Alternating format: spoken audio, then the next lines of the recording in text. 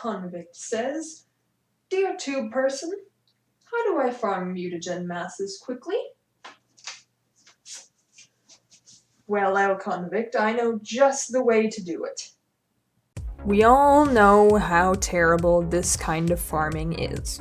Mutagen sample farming is absolute hell, but if you do it my way, it's actually really, really easy, even more so with friends. So here's the first thing you're gonna need. A lot of resource boosting. I'm not kidding. The resource drop chance for mutagen samples is about as low as my supply of polymer bundles. Curse being a part of a clan. I highly recommend getting the plat to purchase a resource booster and a resource drop chance booster. You can choose any one of these depending on how much you're gonna farm these little things. Or, if you're like a lot of players, you probably don't have a lot of plat. So here's some other easier ways to completely boost your resource drop rate.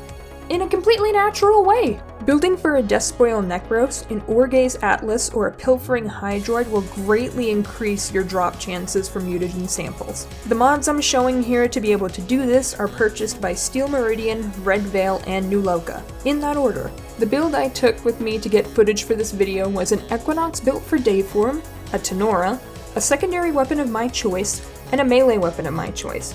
Personally, I recommend a melee weapon with extremely high range, so that way you can kill all the enemies much easier. But for the sake of this footage, I just took the Sarpa with me. The next thing you're going to do is buy a blueprint and build a key for an Orc Derelict defense mission. This is where you're going to find the most mutagen samples in the whole game. Start the mission as you normally would, but before you get the enemies to spawn, make sure you have a lot of energy. An operator with a Zenuric bubble, or an energy pizza on the floor is just enough to get you the energy you need to start the first 5 waves. Now just go to town and start killing. Infested enemies are incredibly weak, and when you're doing this on solo, their level is really low. Obviously, when you do this with a squad, their level is going to be much higher, but even then, this farm is essentially a cakewalk. Boilers will start spawning at wave 10, and broodmothers will start spawning at wave 12. I don't like broodmothers! They're nasty! They poop out these little babies all the time!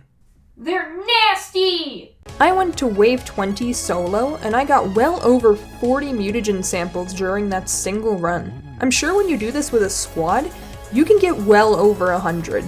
Thank you for watching this very first episode of Dear Tube Person. I hope I'll see you back here again for another amazing and completely pointless Warframe question that you're going to force me to answer. Thank you for watching!